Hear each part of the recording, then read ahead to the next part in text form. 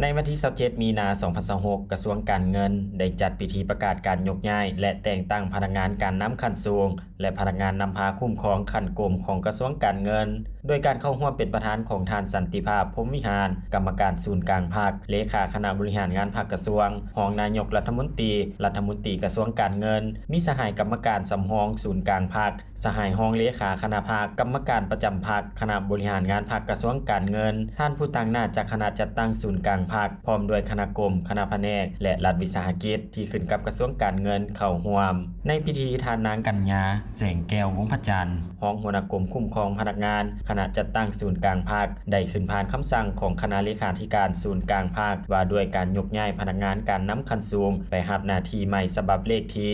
05/คลสพลงวันที่10มีนา2026คำสั่งของนายกรัฐมนตรีว่าด้วยการยกย้ายพนักงานการนำขั้นสูงไปรับหน้าที่ใหม่ฉบับเลขที่38/นยลงวันที่4มีนา2026โดยการยกย้ายท่านนางพรวรรณอุทวงศ์รองรัฐมนตรีกระทรวงการเงินไปรับหน้าที่ใหม่อยู่คณะกรรมการส่งเสริมและคุ้มครองการลงทุนและมติตกลงของคณะเลขาธิการศูนย์กลางภาคฉบับเลขที่28/คลสพลงวันที่12มีนา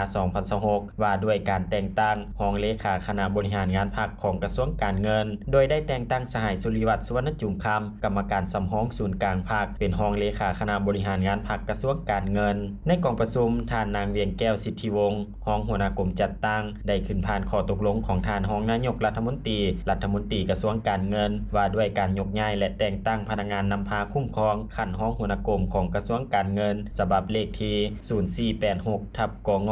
ลงวันที่29มังกร2026และข้อตกลงยกย้ายแต่งตั้งฉบับเลขที่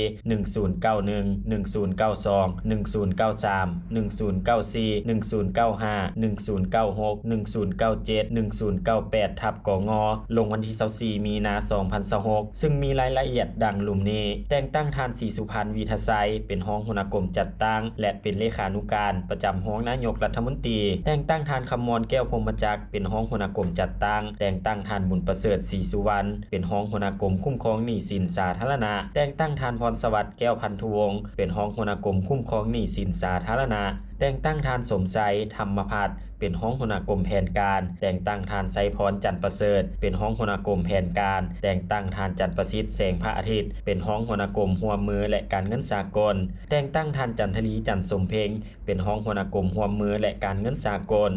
ยกย้ายและแต่งตั้งท่านสุขโสมธรรมวงศ์เป็นรองหัวหน้ากรมประเมินผลและการจัดซื้อจัดจ้างยกย้ายและแต่งตั้งท่านขวัญคำวงคำซาวเป็นรองหัวหน้ากรมภาษียกย้ายและแต่งตั้งท่านนางเวียงเงินศรีหาราชเป็นรองหัวหน้ากรมสถิติสิ่งแวดล้อมและความมั่นคงโอกาสนี้ท่านสันติภาพพรหมวิหารได้มีคำเห็นโอลมต่อพิธีประกาศการจัดตั้งว่าการยกย้ายแต่งตั้งพนักงานเพื่อปรับปรุงการจัดตั้งให้มีความเข้มแข็งและเป็นการก่อสร้างพนักงานให้มีความรู้ความสามารถในทุกของเขตเวียกงานพร้อมกันนั้นท่านยังได้เน้นให้พนักงานที่ได้รับหน้าที่ใหม่ได้รับการแต่งตั้งใหม่จงเอาใจใส่ในการศึกษาค้นคว้าสืบต่อสี่นำพาจัดตั้งปฏิบัติหน้าที่เวียกงานที่การจัดตั้งได้รับการมอบหมายด้วยความรับผิดชอบสูงให้มีประสิทธิภาพและประสิทธิผลสูงกว่าเก่าสืบต่อนำพาซี่นำเวียกงานแขนงการเงินให้เติบใหญ่เข้มแข็งดังคำขวัญที่ว่ายกสูงบทบาทยืนอยู่แถวหน้าตัดสินปัญหาด้านเศรษฐกิจการเงินของชาติเพื่อให้สมบทบาทที่ว่า